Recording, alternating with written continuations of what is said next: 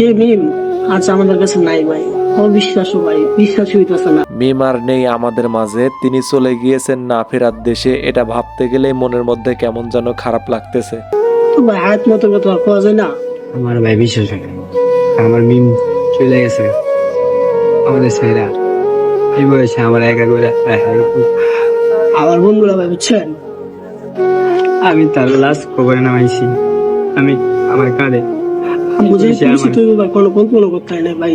ওর জন্য খুব দোয়া করবেন যে তার আল্লাহ জান্নাতবাসী করে। মিম আপুটি ভালোই ছিল, ভালোভাবে দিন কাটাচ্ছিল। হঠাৎ করেই তার জীবনে একটা ঝড় চলে আসে। সেই ঝড়ের কারণেই সে ভেঙে পড়ে। হঠাৎ করে ক্যান্সার ধরা পড়ে, এটা জানতে পারে সে। তারপর থেকে আস্তে আস্তে সে ভেঙে পড়ে। এত কম বয়সে সবাইকে ছেড়ে চলে যাবে এটা কখনো ভাবতেও পারি না। হায়াত মৌত সবই আল্লাহর হাতে, কখন কে চলে যাবে তার ঠিক নাই। আসার সিরিয়াল আছে কিন্তু যাওয়ার সিরিয়াল নাই। একদিন সবারই চলে যেতে হবে, হয়তো 2 দিন আগে নয়তো 2 দিন পরে। একদিন সবারই চলে যেতে হবে, কেউ চিরদিন থাকতে আসে নাই দুনিয়াতে।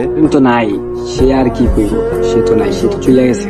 মিম আপুটির জন্য সবাই দোয়া করবেন, আল্লাহ যেন তাকে জান্নাতুল ফেরদৌস নসিব করেন। এই বিষয় নিয়ে আর বেশি কিছু বলতে চাই না, সবাই তার জন্য দোয়া করবেন, এটাই হচ্ছে কথা। তো এই ভিডিওটি এ পর্যন্তই, আবার দেখা হবে নতুন কোনো ভিডিও নিয়ে। ততক্ষণ পরিমাণ সবাই ভালো থাকবেন, সুস্থ থাকবেন, আল্লাহ হাফেজ।